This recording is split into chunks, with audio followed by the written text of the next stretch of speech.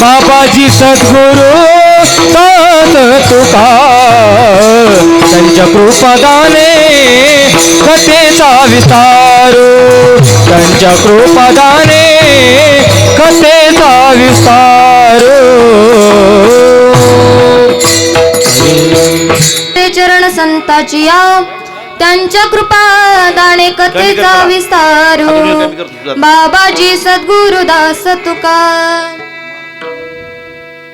सेवे लागी सेवक झालो तुमच्या लादलो निज चरणा सेवे लागी सेवक झालो सेवे लागी सेवक झालो सेवे लागी सेवक झालो सेवे लागी सेवक झालो सेवे लागी सेवक झालो सेवे लागी सेवक झालो सेवे लागी सेवक झालो सेवे लागी सेवक झालो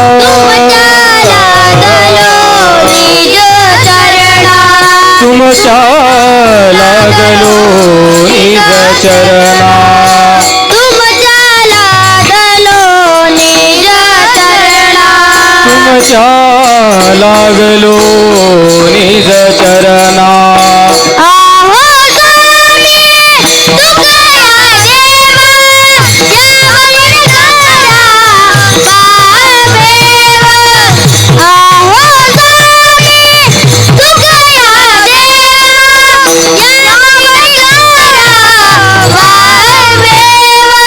आहो स्वामी तुकया देवा यावरील करावा हवेरो अहो स्वामी तुकया देवा यावरील करावा हवेरो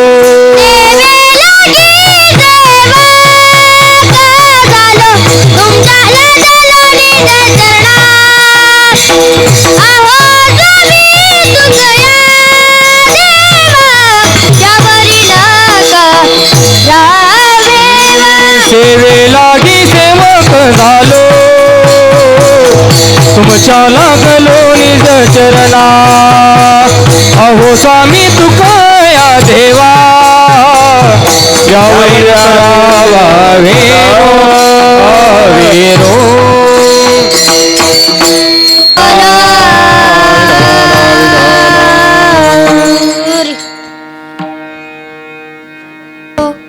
तुमच्या लाधलो निज चरणा जयांचे केलिया स्मरण होय सकळ विद्येचे अधिकरण तेची बंधू श्री चरण श्री गुरूंचे ते नमस्कारुणी आता ज्ञानेशं ज्ञानमूर्तिनिं च साक्षात् प्रेम स्वरूपिणीं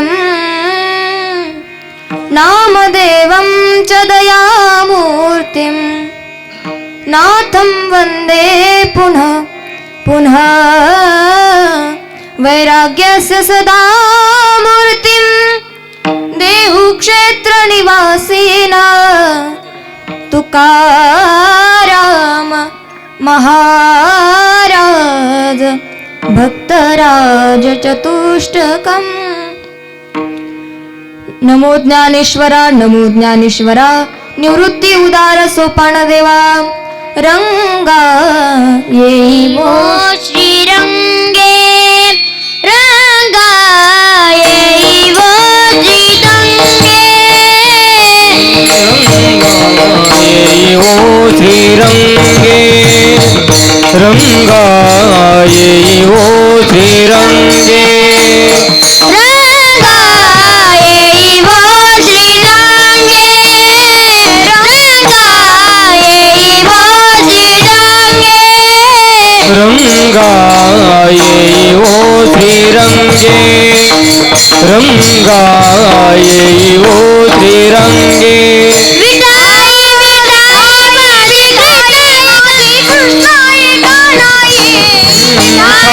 विठाई माझी कृष्णाई कानाई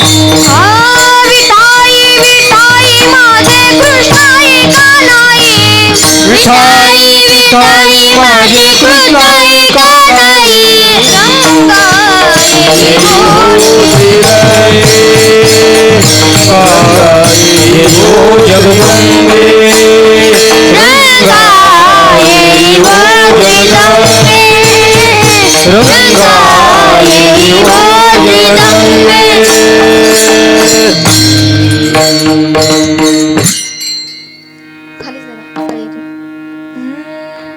रंगा येई ओ श्रीरंगे विठाई विठाई माझे कृष्ण ऐका नाही हे दुःख भंजन मारुती नंदन सुन लो मेरी पुकार पवन सुत विनती बारंबार पवन सुत विनती बारंबार चलो आओ जी पवन कुमार पधारो हरि कीर्तन में चलो आओ जी पवन कुमार पधारो हरि कीर्तन हो चलो आओ जी पवन कुमार पधारो हरि कीर्तन में चलो आओ जी पवन कुमार पधारो हरि कीर्तन में चलो आओ जी पवन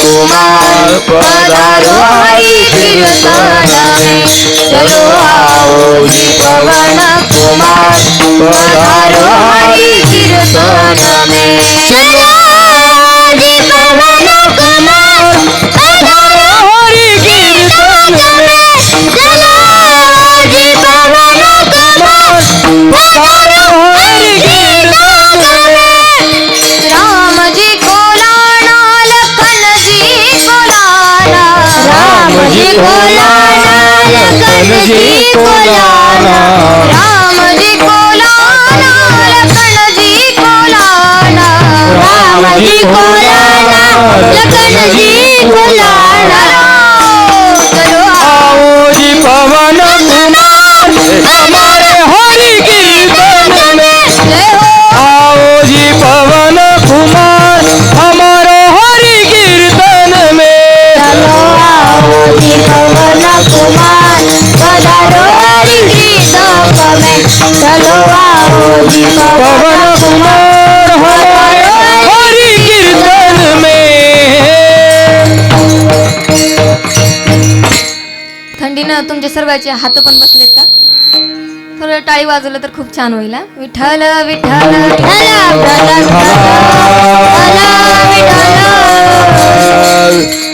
प्रस्तुत प्राप्त कीर्तन सेवेसाठी निवडलेला अभंग महान भगवंत भक्त पैठणीवासी शांती ब्रह्म एकनाथ महाराजांचा उत्कृष्ट असा अभंग तुमच्या आमच्या परिचयातला असा 4 चरणाचा अभंग असून आजच्या सेवेकरिता निवडलेला आहे. विठ्ठल विठ्ठल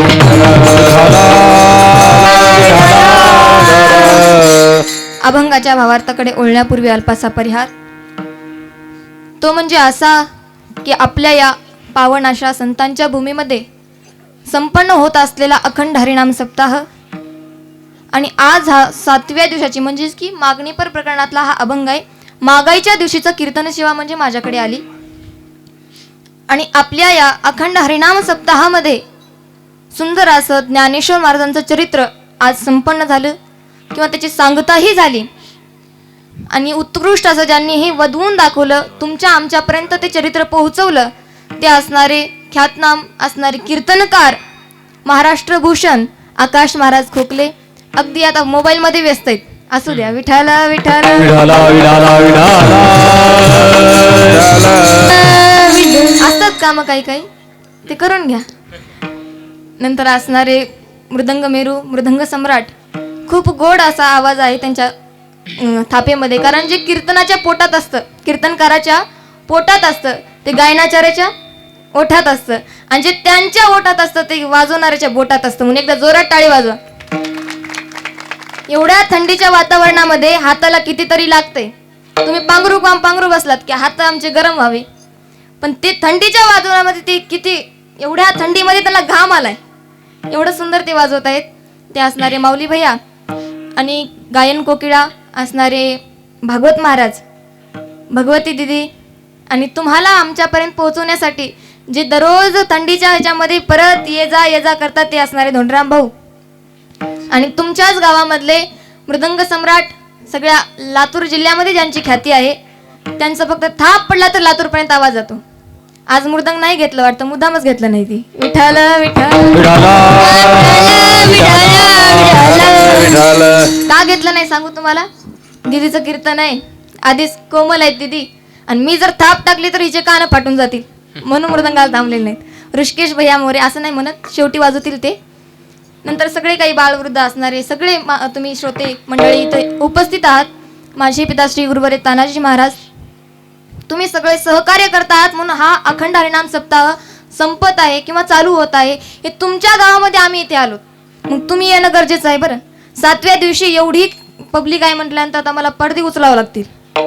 एवढे जण इथं आलेले आहेत. असू द्या, थंडी आहे म्हणून आले नसतील, पण उद्या तरी या.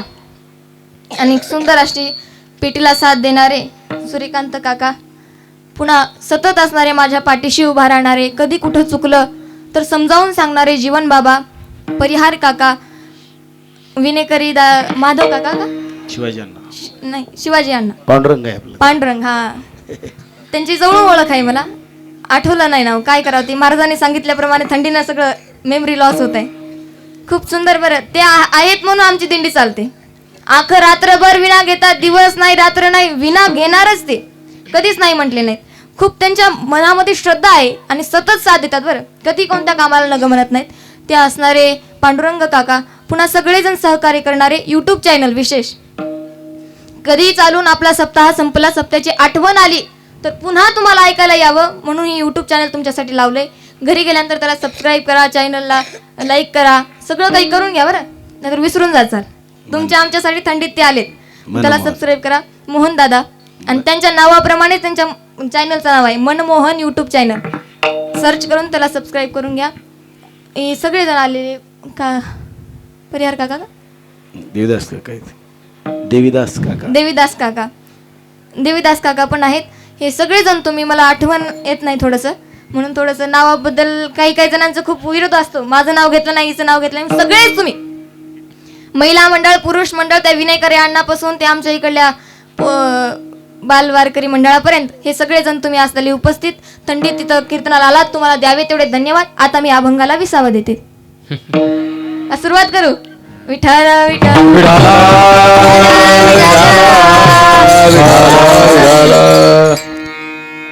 देवा माझे मन लागो तुझे चरणी, संसार व्यसनी पडो नेदी. या अभंगातून नाथ महाराज सांगतात की बाबा माझं मन तुझ्या चरणापाशी राहू दे. काय करतायत? मागतायत. संत मागतायत, नाथ महाराज मागतायत. तुम्ही म्हणसाल संत कुठं मागतात का? भिक्षा पात्र अवलंबने, जळो जिने लाजिरवाने, हे उद्गार आहेत संतांचे. ते काय म्हणतात? कोणापुढे हात पसरण्याच्या ऐवजी मेलेलं बरं, असं कोण बोलतात? संत बोलतात. आणि त्यांचेच उद्गार आहेत की देवा ते मागणी मागत आहेत की माझं चित्त तुमच्या पायापाशी असू द्या. कारण आजच्या अभंगातून 3 मुद्दे पडतात, 3 वर्ग पडतात. काय? मागणारा कोण आहे, मागतो काय, आणि कोणाला मागतो, हे 3 मुद्दे. एकेका वर्गानुसार आपण पुढे जाऊ. मागणारा कोण आहे तर नाथ महाराज शांती ब्रह्म एकनाथ महाराज आहेत. त्यांच्या जीवनामध्ये परत 3 मुद्दे पडतात. काय? पहिलं ते शांत आहेत, दुसरे ते संत आहेत, आणि तिसरं म्हणजे श्रीमंत आहेत. कशाचीच त्यांना कमतरता नाही. मग मागावं का? कोणापुढे हात पसरावं एवढे ते लहान नाहीत, तरी देखील आजच्या अभंगातून मागतात. कारण मागितलंच पाहिजे. 6 दिवस झाला आपण देवाचं नामस्मरण करतो, भक्ती करतो, रात्रंदिवस पोथ्या पुराण सगळं काही वाचतो, आणि 7व्या दिवशी देवाला मागणं मागायचं, आणि 8व्या दिवशी सांगता करून कालाचा प्रसाद खाऊन आपल्या इच्छा पूर्ण करून घ्यायच्या. 7व्या दिवशी मागणंच मागायचं आहे. मग हे मागणारे नाथ महाराज एवढे श्रीमंत आहेत. तुम्ही म्हणताल एवढे श्रीमंत आहेत तर मागतायत का? तर ऐका, त्यांची ख्याती किती आहे, किती श्रीमंत आहेत ते. स्वतः देव त्यांच्या घरी पाणी भरतोय, कावडीने पाणी, ज्या घरी चक्र पाणी वाहे, अनन्य भक्ती भावे, निळा म्हणे त्यांचे पाय, ओवाळू ओवाळू माझ्या स्वामी एकनाथा. काय म्हणतात निळा महाराज? ज्या घरामध्ये पाणी 36 वर्ष, थोड्या वेळासाठी देखील भगवंत आला नाही बरं का, थोड्या वेळासाठी भगवंत आला नाही, उलट 36 वर्ष त्यांनी राबलं. 12 वर्ष विठ्ठल या स्वरूपामध्ये कीर्तनामध्ये, 12 वर्ष टाळ घेऊन थांबलेत भगवंत. दुसरे 12 वर्ष माधव केशव या नावाने ते सोबत पूजामध्ये सेवा करू लागले आणि पुढचे 12 वर्ष पाणी भरण्याचं काम देवाने केलं. पाणी वाहे हरी कावडीने, पाणी वाहे हरी कावडीने, पाणी वाहे हरी नावकेने, पाणी वाहे हरी नावकेने. द्वारकेची मूर्त एकनाथा घरी, पाणी वाहे हरी कावडीने, पाणी वाहे हरी कावडीने. द्वारकेची मूर्त एकनाथा घरी, पाणी वाहे हरी कावडीने, पाणी वाहे हरी कावडीने, कावडीने. द्वारकेची मूर्त एकनाथा घरी, पाणी वाहे हरी कावडीने. द्वारकेचा देव तिथे येऊन पाणी वाहतोय. एवढे श्रीमंत नाथ महाराज आहेत तरी देखील मागतायत बरं.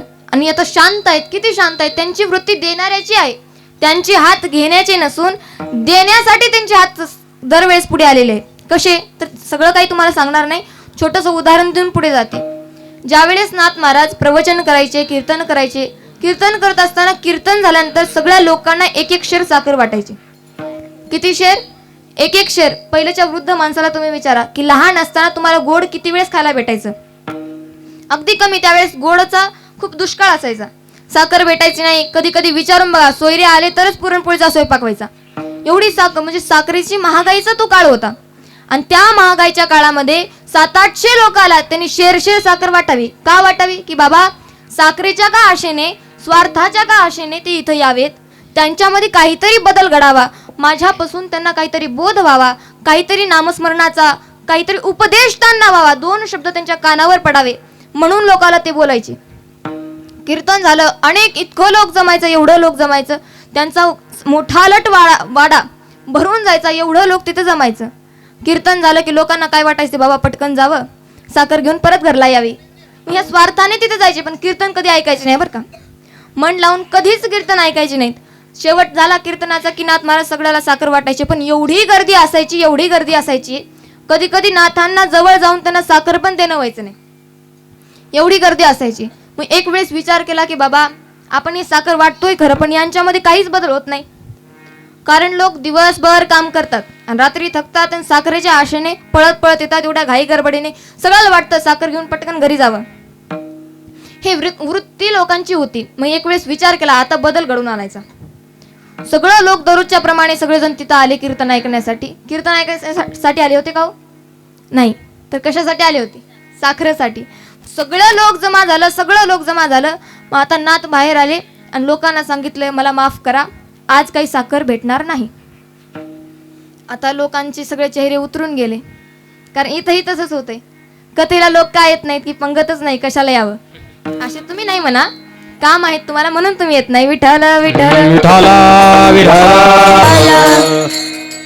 सगळं लोक जमा झालं. नाथांनी सांगितलं की आज तुम्हाला साखर भेटणार नाही. लोकांनी विचार केला आता तर साखर भेटणार पण नाही, जाऊ द्या म्हटले आज फुकटच कीर्तन ऐकून जाऊ. काय करू? फुकट कीर्तन ऐकून जाऊ. एवढ्या गर्दीत आता उठून कुठं घरला जायचं, बसले तिथंच. मग त्या दिवशी लोकांना बोध झाला. त्यांची बोलण्याची पद्धती, नाथांचं प्रमाण देण्याची पद्धती, गायन करण्याची पद्धती ज्यावेळेस त्यांच्या लक्षात आलं ना, खरं सांगू तुम्हाला लोकांना आज वाटू लागलं की नाथांचं कीर्तन साखरेपेक्षा गोड आहे. त्यानंतर त्यांनी विचार केला की आजपासून आम्ही साखरेसाठी येणार नाही, तर आमच्यामध्ये बदल घडवून आणायचा आहे, त्याच्यासाठी आम्ही कीर्तनच ऐकायला येणार. सांगायचा मुद्दा एवढाच आहे की नाथांचे हात देण्यासाठी आहेत, घेण्यासाठी आहेत का? नाही. तर नाथ महाराज किती शांत आहे. तो श्रीमंती तुम्हाला सांगितली, मी श्रीमंतीच सांगायला आली असं नाही, पण त्यांची श्रीमंती तुम्हाला दाखवून देते, तरी देखील ते मागतात. पहिला मुद्दा, मागणारे कोण म्हणजे की एकनाथ महाराज शांत ब्रह्म आहेत, खूप शांती. ज्यावेळेस यवनांनी त्यांच्या अंगावर 108 वेळा थुंकलं. किती वेळा? 108 वेळा. पहाटेच्या वेळी 4 वाजता यवनांनी अंगावर थुंकल्यानंतर परत या स्नान करून बाहेरचे परत थुंकणं, असं 108 वेळेस झालं. आता शेवटी जो यवन थुंकत होता त्याच्या जिभेला कातडी येऊ लागली की म्हणे किती वेळेस पान खावं, किती वेळेस थुंकावं. शेवटी तो शमला, शांत झाला, म्हटलं माझ्याकडून चूक झाली. नाथांचे पाय पकडले, देवा मला माफ करा, नाथा मला माफ करा, माझ्याकडून खरंच खूप मोठी चूक झाली. एवढा अंगावरी थुंकला, प्रसाद देऊनी मुक्त, प्रसाद त्याला पण दिला. एवढे शांती ब्रह्म एकनाथ महाराज, त्यांची उदारता तुम्हाला सांगते. एक माणूस उद्धट, एवढा उद्धट माणूस नाथांच्या घरी आला मागण्यासाठी. काय? पैसे. जास्त विस्तारपूर्वक सांगणार नाही. मुलीचं लग्न होतं, पैसे मागण्यासाठी घरी आला. येत असताना वाटत त्यांना लोक भेटले, निंदक. नाथांना राग आणण्यासाठी जे माणसं बसलेले होते ते माणसं त्याला गटले. त्यांनी सांगितलं, कुठे जातोस? त्या माणसानं सांगितलं, नाथांकडे जातोय पैसे मागण्यासाठी. म्हणे, किती रुपये पाहिजे तुला? त्यांनी सांगितलं, 200 रुपये पाहिजे. आम्ही तुला 500 रुपये देऊ. किती देऊ? 500 रुपये देऊ, पण आमचं एक काम केलं पाहिजे आणि परत फेडचा वायदा पण नाही बरं. परत द्यायचे नाहीत महाराज, परत पैसे द्यायचे नाहीत, पण आमचं एक काम करायचं. काय करायचं? नाथांना राग आणून दाखवायचा. ठीक आहे म्हटला. सज्जन माणूस होता, परंतु परिस्थिती कुठं नेऊन दाखवते पहा. नाथांकडे पैसे मागण्यासाठी येत होता, परंतु मुलीच्या लग्नासाठी 500 रुपये आणखीन भेटत आहेत आणि परत फेडचा वायदा पण नाही. म्हणून घरी आला. आता राग आणून तर दाखवायचा आहे. पहिल्याच्या काळात काय असायचं? बाहेर अतिथी देवो भव अशी पाटी असायची. विचारून आत जायचे, पण हा विचारणातही आत गेला. नाथ महाराजांची पूजा चालू होती, भगवंताला आळवत होते, आरती करत होते. आणि आरती झाली, आता लोटांगण घातलं. आणि लोटांगण घातल्यानंतर तो उद्धट माणूस डायरेक्ट जाऊन समोर थांबला. कुणाच्या? नाथांच्या समोर. देवासाठी, देवाचे चरण स्पर्श करण्यासाठी नाथ लोटांगण घालत होते आणि त्यांच्या समोर हा उद्धट माणूस जाऊन थांबला. वरी पाहिलं, कोण दिसते? तो माणूस. राग यायला हवा होता. आपल्याला थोडं देखील पूजा करत असलो की थोडा आवाज झाला की आपण राग करतो, हे जा ना तिकडं, बोलतो ना. पण नाथांना राग आला नाही. नाथ महाराज एवढे शांत, त्यांनी विचार केला की आता माझा पेपर द्यायचा वेळ चालू झाला, माझा पेपर आहे. मग ते सगळे देव बाजूला सारले, त्यालाच खाली बसवलं, त्याचे चिखलाचे पाय दिवले. त्या माणसाला देखील आतून खूप दुःख होऊ लागलं की म्हणे, आपलं किती चुकलं, नाथांना राग करण्यासाठी आलो तरी देखील पैसे, परिस्थिती दिसताय. परत तो उठला. उठल्यानंतर नाथांनी आपल्या पत्नीला सांगितलं, गिरजाबाई, अहो आपल्या घरी देव आलेले आहेत. कोण आलेले आहेत? देव आलेले आहेत. त्यांच्यासाठी नैवेद्य करा, आज खूप सुंदर नैवेद्य करा. त्यांच्या घरी दररोज पुरणपोळीचा स्वयंपाक व्हायचा, देवासाठी दररोज पुरणपोळीचा स्वयंपाक व्हायचा, पण आज काहीतरी विशेष करा. ठीक आहे म्हटल्या. त्याला घेऊन बाल्कनीत काय ते असतं, खिळे ठेवलेले असतात, त्याच्यावर येऊन बसले आणि बोलणं सुरू झालं. मात्र गिरजाबाईचा जसा स्वयंपाक सुरू झाला, त्याचा सुगंध त्या माणसाच्या नाकापर्यंत पोहोचला. आणि जसा सुगंध नाकापर्यंत आला ना, कशाचा? बालुशाहीचा, श्रीखंडाचा, आता जास्त सांगणार नाही. हा सगळा काही वास आल्यानंतर त्याच्या मुखामध्ये तो लाळ घुटमळू लागला. कधी कधी खावंसं झालं. नंतर जेवणासाठी बसल्यानंतर गप गप गप सगळं काही सारलं. आणि खाऊन झाल्यानंतर काही काही जणांची बुद्धी चलते बघा खाल्ल्यानंतर.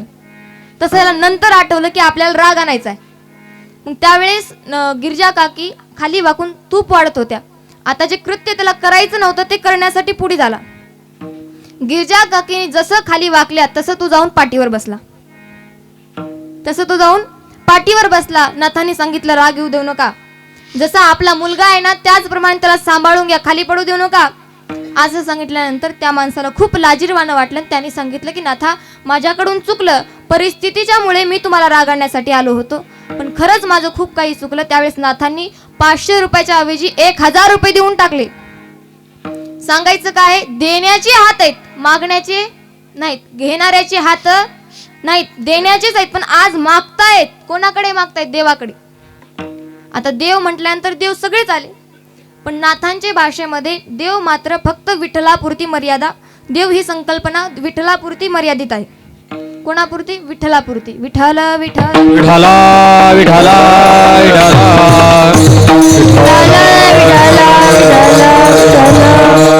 हे तुम्हाला मी पटवून देऊ शकते. नाथांचे उद्गार आहेत.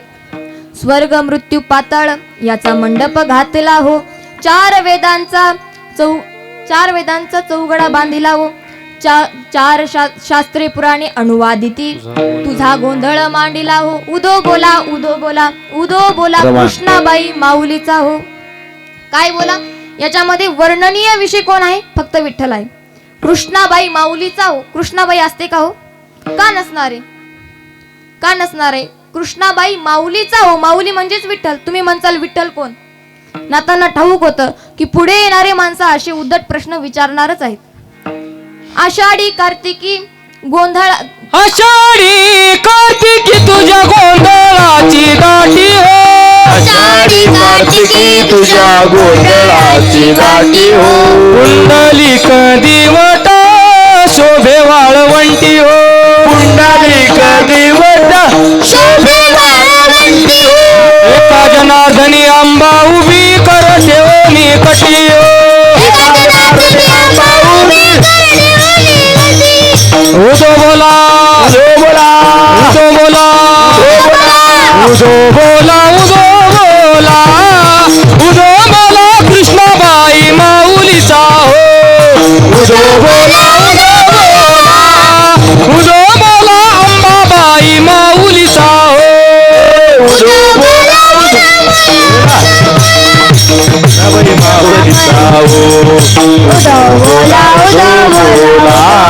कृष्णाबाई माऊलीचा आषाढी कार्तिकी तुझ्या गोंधळाची दाटी हो आषाढी कार्तिकी तुझ्या गोंधळाची दाटी हो कुंडलिक दिवटा शोभे वाळवंटी हो कुंडलिक दिवटा शोभे वाळवंटी हो एका जनार्दनी आंबा उभी कर ठेवणी कटी हो एका जनार्दनी आंबा उभी कर दुर्दी उभी हो उदो बोला कृष्णाबाई माऊलीचा हो उदो बोला अंबाबाई माऊलीचा हो उदो बोला कृष्णाबाई माऊलीचा हो उदो बोला अंबाबाई माऊलीचा हो अंबाबाई माऊलीचा हो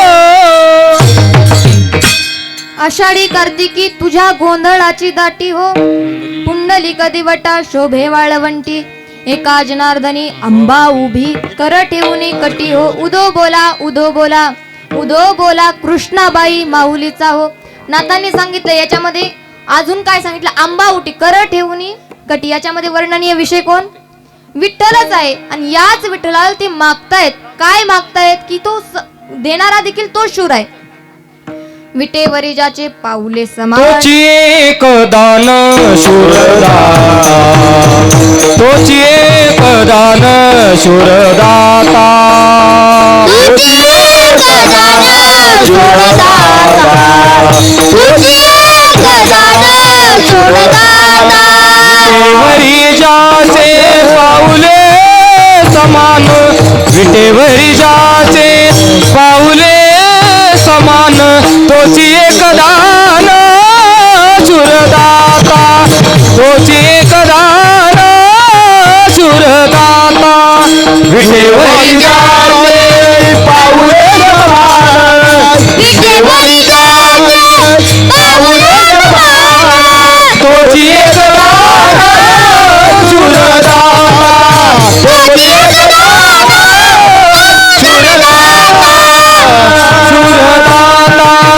शूरदाता विटेवरी ज्याचे पाऊले समान तोची एक दान शूरदाता ज्याची पाऊले समान आहेत आवाज कमी झाला बरं थोडा आवाज चांगला सोडा कीर्तन होईपर्यंत द्या सर चांगला सोडला तर बरं आहे नाही सोडला तर दोन्ही मिक्स उठतील बघा विठ्ठल थोडा चांगला आवाज सोडा माझ्यापर्यंत तो आवाज परत आला पाहिजे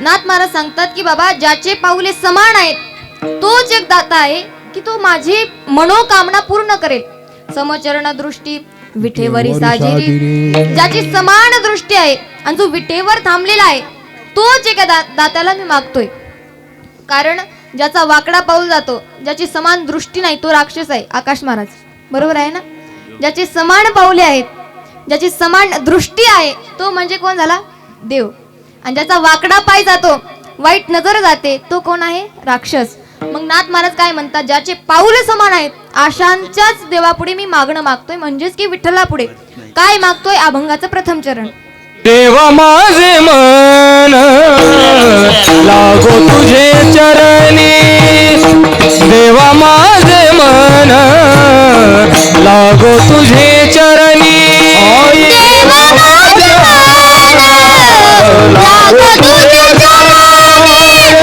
देवा माझे मन लागो तुझे चरणी देवा माझे मन लागो तुझे चरणी देवा माझे मन लागो तुझे चरणी देवा माझे मन लागो तुझे चरणी देवा माझे मन लागो तुझे चरणी संसार व्यसनी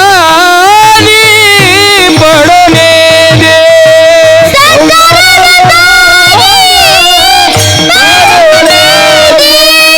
संसार व्यसनी पडणे दे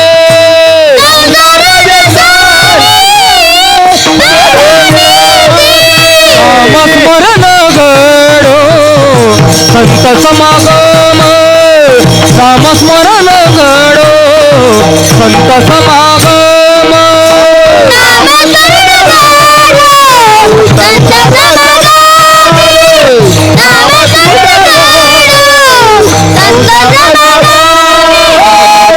माझे मन लागो तुझे चरणी संसार व्यसनी पडोने दी संसार व्यसनी पडोने दी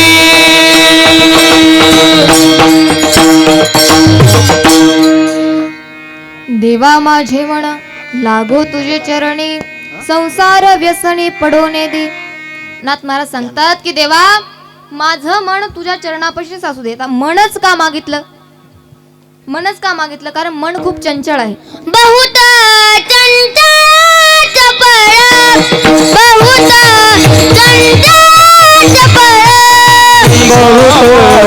चंचल चपळ चंचल चपळा बहुत चंचल चपळा बहुत चंचल चपळ बहुत चंचल चपळ बहुत चंचल चपळा बहुत चंचल चपळा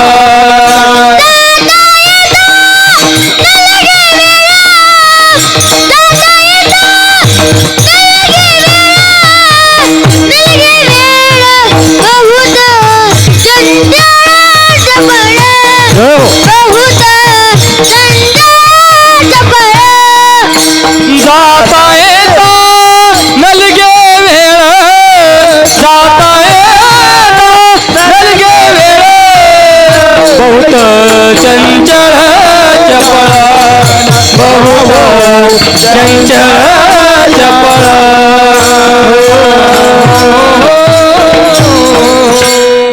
बहुत चंचल चपळ जाता येता नलगे वेळ म्हणा तू अधीर अधीर बहु पातकी पामर.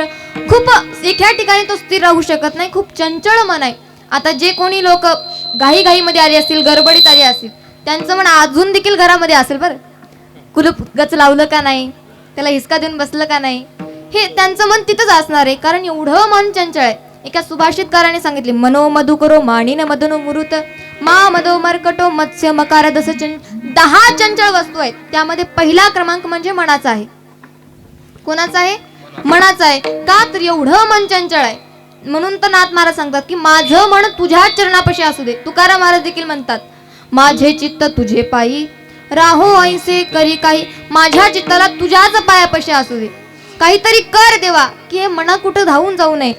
मग ज्यावेळेस चरणापाशी जागा भेटते ज्यावेळेस मन कुठेतरी जाऊन स्थिर होतं त्यावेळेस तुकाराम महाराज सांगतात आता कोठे धावे मन तुमचे चरण देखलिया भाव गेला शीन गेला अवघा झाला नारायण. आता सगळं काही विसरलं आम्ही सर्व काही विसरलो आहोत. भाव गेला शीन गेला का आमचं मन आता भगवंताच्या चरणापाशी राहिलेलं आहे. तसंच नाथ महाराज सांगतात की देवा माझं मन तुझ्यापाशी राहू दे. कारण सांगू तुम्हाला एक दृष्टांत सांगते. 2 मित्र होते. त्यातला एक मित्र खूप चांगला होता. किती चांगला होता कीर्तन ऐकायचा भजन करायचा पोथ्या पुराण सगळं काही वाचायचा. त्याला फक्त देवाचंच ध्यान असायचं. आणि त्याचा दुसरा मित्र अगदी त्याच्या विरुद्ध. त्याला सिनेमा बघायला जायचं वाटायचं तमाशा बघावा वाटायचा नाटक बघायला वाटायचं. म्हणजे असे 2 मित्र होते. एक वेळेस जो चांगला मित्र आहे त्याला वाटलं की बाबा आपला मित्र खूप जवळचा आहे त्याला चांगल्या मार्गाला लावलं पाहिजे त्याच्यामध्ये काहीतरी सद्बुद्धी आली पाहिजे त्याच्यासाठी आपण त्याला पंढरपूरला न्यावं. आता माघवारी येत आहे तुम्ही पण पंढरपूरला जा. मग त्याला विचार केला की बाबा याला आपण माघवारी सोबत पंढरपूरला नेऊ. त्याला सांगितलं की बाबा चालत तर तुझ्या जाणं होणार नाही, मग एक काम करू, आपण एसटीनं जाऊ आणि पंढरपूरला गेल्यानंतर देवाचं दर्शन करू, जेणेकरून तुझ्यामध्ये काहीतरी बदल घडून येईल. त्यानं सांगितलं नाही नाही, जरी मी पंढरपूरला आलो तर तुझ्यासोबत कीर्तनात बसणार नाही, तिथं तमाशा आहे का सांग, म्हणजे तुझ्यासोबत मी पंढरपूरला येईन. त्यानं सांगितलं हो हो आहे. आता याला न्यायचं होतं. दोघं पण आले पंढरपूरला. पंढरपूरला आल्यानंतर त्यानं सांगितलं की बाबा चल आपण कीर्तन ऐकू, खूप चांगलं, काय जिथं गेला तिथं तमाशा बघतो, नाटक बघतो, आता तरी चांगल्या मार्गाला लाग, चल आपण कीर्तन ऐकू. त्यानं म्हटलं नाही नाही येणार नाही. म्हटलं चल रे, लई भारी असतं कीर्तन, एवढं भारी कीर्तन असतं, ऐकल्यानंतर तू सगळं काही विसरून जाशील, तिथंच नाचायला लागशील. नाचू कीर्तनाची रंगी, नाचू कीर्तनाचे रंगी, नाचू कीर्तनाचे रंगी, नाचो कीर्तनाचे रंगे, नाचो कीर्तनाचे रंगे, नाचू कीर्तनाचे रंगी, नाचू कीर्तनाचे रंगी, नाचो कीर्तनाचे रंगे, नाचो कीर्तनाचे रंगे, नाचू कीर्तनाचे रंगी, ज्ञानदीप लावून जगी, नाचो कीर्तनाचे रंगे, ज्ञानदीप लावू जगे, नाचू कीर्तनाचे रंगी, ज्ञानदीप लावून जगी, नाचो कीर्तनाचे रंगे, ज्ञानदीप लावू जगे, ज्ञानदीप लावून जगी, नाचू कीर्तनाचे रंगी, नाचू कीर्तनाचे रंगी, नाचो कीर्तनाचे रंगे, नाचो कीर्तनाचे रंगे, कीर्तनाचे रंगे. चल म्हणे आपण तिथे जाऊन नाचू, कीर्तनामध्ये रंगून जाऊ. पण त्यानं सांगितलं एक काम कर, मी तर काही कीर्तनाला येणार नाही, एक काम कर तू माझ्यासोबत तमाशाला चल. कोणाला? चांगल्या मित्राला म्हणाला, मी कीर्तनाला येत नाही पण तू माझ्यासोबत तमाशाला चल. अरे इतका भारी तमाशा असतो, एवढा भारी तमाशा असतो, तू बघितल्यानंतर कीर्तन विसरून जाशील, एवढा भारी तमाशा असतो. म्हटलं नाही बाबा, तुला जे करायचे ते कर, पण मी मात्र तमाशाला येणार नाही. दोघं पण विरुद्ध दिशेला गेले निघून. एक तमाशाला गेला आणि एक कीर्तनाला गेला. आता झालं असं, तमाशामध्ये आलेला पोरगा जो होता मित्र, त्याचा तमाशा पण रंगला नव्हता आणि जो कीर्तनाला आला होता ते पण कीर्तन काही रंगलं नव्हतं. आता जो चांगला मित्र होता त्याच्या मनामध्ये वाटू लागलं, उगाच कीर्तनाला आलो, काय हे की महाराज काय बोलतात ते पण समजत नाही, मस्त तमाशाला गेला असतं तर बरं झालं असतं. कोण म्हणतो? जो कीर्तनात बसलेला आहे त्याच्या मनात विचार चालू आहे की बाबा उगाच इथं आलो, तमाशाला गेला असतो तर बरं झालं असतं, मित्र चांगला म्हणत होता चल चल, पण उगाच इथं आलो. आणि इकडे तमाशाला गेलेला, तिकडे तमाशा रंगला नव्हता, त्याच्या मनामध्ये विचार चालू झालं, उगाच मी तमाशाला आलो. मित्र चांगला म्हणत होता की कीर्तनाला चल, कीर्तन खूप चांगलं असतं, कीर्तन ऐकलास की तुझं सगळं काही विसरून जाशील, एवढं चांगलं कीर्तन होतं, उगाच आलो. आता हा विचार याच्या मनामध्ये. मग तमाशा पण संपला आणि कीर्तन पण संपलं. दोघं मित्र परत एकत्रित आल्यानंतर त्यांचं सौभाग्य म्हणा किंवा दुर्भाग्य म्हणा, पाऊस चालू झाला, पावसामध्ये वीज कडकडली आणि दोघाच्या पण अंगावर पडून दोघंही मेले. आणि मेल्यानंतर दोघं जण चित्रगुप्ताच्या समोर गेले आणि समोर गेल्यानंतर चित्रगुप्तानं वही घेतली. म्हटलं जे कीर्तनाला गेले होते त्या नरकात जा आणि जे तमाशाला गेला होता तो स्वर्गात जा. मग आता हो, जो चांगला होता कीर्तनाला गेला त्यानं म्हटलं, ओ महाराज थांबा जरा, तुमच्याकडून काहीतरी चुकलंय. म्हटलं काय चुकलंय? अहो मी कीर्तनाला गेलो होतो. कोण गेलो होतो? मी कीर्तनाला गेलो होतो, म्हणजे मला स्वर्गात पाठवायला पाहिजे ना, मग तुम्ही त्याला का पाठवता? त्याने तर वाईट काम केलंय. त्याने सांगितलं इथं देहाचा विषय नाही, इथं मनाचा हिशोब आहे. ज्या ठिकाणी देह आहे या ठिकाणी आपल्याला जिथे देह आहे तिथं आपण असतो असं नाही, जिथं मन आहे तिथे आपण असतो, म्हणून इथे मनाचा हिशोब चालू आहे. म्हणूनच नाथ महाराज सांगतात की बाबा माझं देखील मन तुझ्याच पायापाशी असू दे, तुझ्या चरणापाशी लागू दे. पुढं काय सांगतात की बाबा हे मन मरकटासारखं आहे. कोणासारखं आहे? मरकटासारखं. मरकट म्हणजे माकड. आता माकड म्हणायची तर गरजच नाही, मरकट म्हणजेच माकड. मग माकड कसा असतो? त्याला एका ठिकाणी तो बसू शकत नाही आणि तो स्थिरही राहू शकत नाही. त्याचं मन सतत म्हणजे तो उड्या मारत असतो इकडं तिकडं तिकडं इकडं, कधीच तो स्थिर राहत नाही. आणि त्याचवर त्याला जर आपण दारू पाजली म्हणजेच मदिरा पाजली तर तो एका ठिकाणी राहील का? हो, राहणार नाही. माणसाहून अंदाज काढायचा. माणसाने माणसाने मदिरा पिल्यानंतर तो किती एका ठिकाणी राहतो, मग माकडाला पाजल्यानंतर तो किती एका ठिकाणी राहील हा विचार करायचा. विठ्ठल विठ्ठल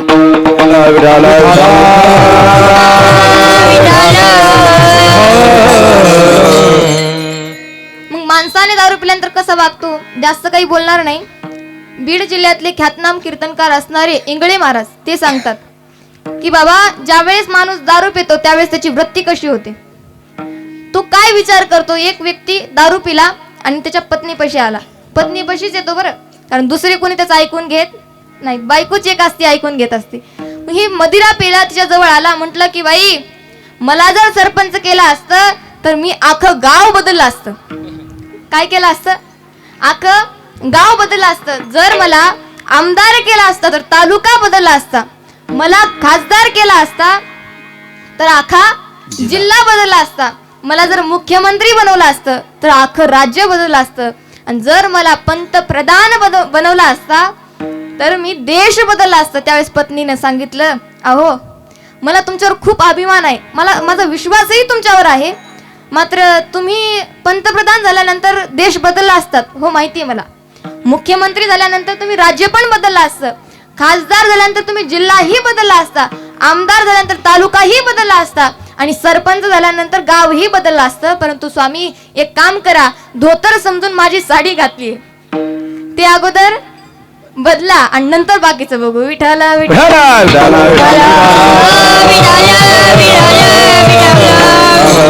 म्हणजे मदिरा पिलेली माणसं असं काहीतरी बोलत असतात. मग यांच्यासारखं जर माकडाला आपण मदिरा पाजली तर तो किती लचलच करेल, ते किती पुढं पुढं करेल, अशी वृत्ती माकडाची असते. म्हणूनच म्हणतात की बाबा हे मन एका ठिकाणी राहत नाही, म्हणून या मनाला तुझ्या चरणापाशी जागा दे. मग आणखीन काय कर, पहिलं मागणं झालं, आता दुसरं मागणं काय तर संसार व्यसनामध्ये गुंतू देऊ नकोस, कारण हा संसार खूप दुःखमूळ आहे.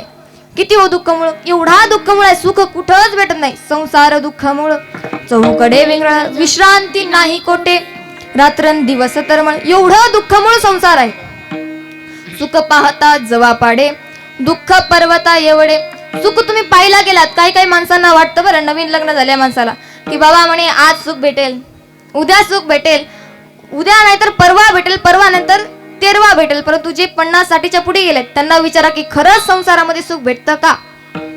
त्यांनी सांगतील की बाबा सुखाचा विचार नाही कोटे, सुखाचा विचार नाही कोटे, सुखाचा विचार नाही कोटे, सुखाचा विचार नाही कोटे, दुःख बांधवडी आहे हा संसार, दुःख बांधवडी आहे हा संसार,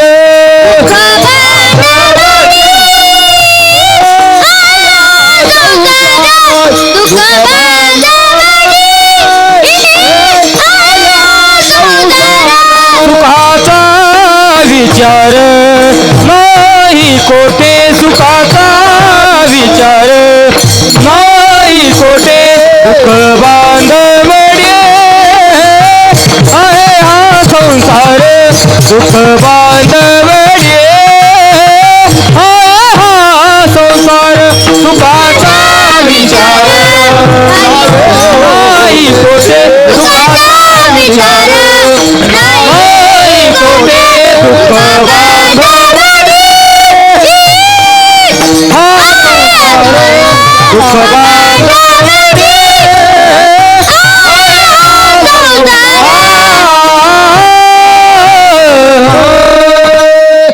दुःख भांडवली आहे हा संसार, सुखाचा विचार नाही कोटे.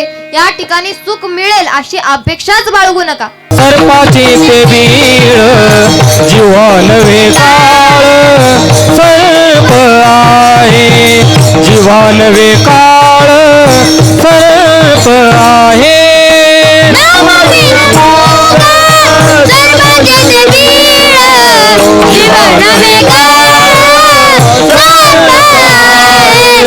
जीवन वेकाळ, सर्प आहे. नामस्मरण घडो, ज्याच्या मुखामध्ये नाम येते, नामाविना मुख सर्पाचे ते बिळ, जिव्हा नवे काळ सर्प आहे. बाबा ज्याच्या मुखामध्ये नाम नाही त्याचं मुख म्हणजे सर्पासारखं आहे, आणि जिव्हा कोण आहे? सापाची जिव्हा आहे. म्हणजे ज्याच्या मुखामध्ये नामस्मरण आहे तोच चांगला. आणि जो संतांच्या संगतीत राहतो, दुर्जनांचा संग न घडो देवा, कारण क्षणोक्षणा चित्ता अभंग, दुर्जनांचा संग न घडो. काय म्हणतात की बा दुर्जनांचा संगच मला नको आहे, त्यांची संगत मला नको आहे, कारण चांगल्याची संगत असावी. सांगू तुम्हाला, एखादी वेळेस वेड्यासोबत राहिला तरी चालेल. काय सांगते? एखादी वेळेस वेड्यासोबत राहिला तरी चालेल, परंतु शहाण्यासोबत राहू नका. असं का? कारण शहाणे खूप पुढे असतात. शहाण्यासोबत बी राहा, मात्र अति शहाण्यासोबत राहू नका. कुठंतरी तो आपल्याला विहिरीतच पाडणार. पण अति शहाण्यासोबत राहू नका. ज्याची वृत्ती घाणेरडी आहे, ज्याचे विचार घाणेरडे आहेत, त्याच्या संगतीत राहू नका. दुर्जनाच्या संगतीत राहू नका. आपण किती जरी चांगले असाल, किती जरी सज्जन असतात, पाण्याच्या थेंबाचं तुम्हाला उदाहरण सांगते. एखादा पाण्याचा थेंब तापलेल्या तव्यावर पडला, त्याचं काय उरतं हो? काहीच उरत नाही, नाश होऊन जातो. गरम गरम तव्यावर जर तो पडला, त्याचा नाश होऊन जातो. आणि जर तोच थेंब कमळाच्या पानावर जाऊन बसला तर तो काय होतो? फक्त मोतीसारखा चमकायला लागतो, पण मोती होत नाही. आणि तोच जर थेंब स्वाती नक्षत्रामध्ये शिंप्यामध्ये जर गेला तर तो मोती होतो. अगदी त्याचप्रमाणे दुर्जनासोबत राहिला तर आपलं नामोनिशान मिटून जाईल, पण आपल्या हाताला काहीच लागणार नाही. सज्जनाच्या संगतीत गेलात तर त्याच्यासोबत गेल्यानंतर आपला फायदाही होणार नाही आणि नुकसानही होणार नाही, पण आपला फायदा झाला पाहिजे ना. म्हणून तुम्ही संतांच्या संगतीत जा. तुमचं नुकसान होणार नाही, पण तुमच्या जीवाचं कल्याण होणार, म्हणून संतांच्या संगतीत जायचं. अगदी नाथ महाराज देखील ते सांगतात की संतांच्या संगतीत मी असलं पाहिजे. आता नामस्मरणच का मुखात असावं? नामस्मरणाचं महात्म्य तरी काय? तर ऐका. एक वेळेस आपले ज्यावेळेस पूर्वजाचे आपण पूजा करत असतो, त्यावेळेस पंडित बुवा आपल्याला सांगतात की बाबा पूर्वजांचे नाव घ्या. मग आपल्याला काही काही जणांना माहिती नसते, आजोबापर्यंत माहिती असतं, जास्तीत जास्त पंजोबापर्यंत माहिती असतं. त्याच्या मागचं माहिती आहे का? नसणार माहीत. मग त्याच्यासाठी ऋषीमुनी सांगतात की बाबा काहीच करू नका, कश्यप नाव घ्या. काय घ्या? कश्यप नाव घ्या. कारण कश्यप हे सगळ्या ऋषींचे गुरु आहेत. अगदी त्यांच्यापासून चालत आलेली ही पिढी. त्यांना 17 बायका होत्या. नाव नाही सांगणार, आकाश महाराजाला विचारून घ्या. विठ्ठल विठ्ठल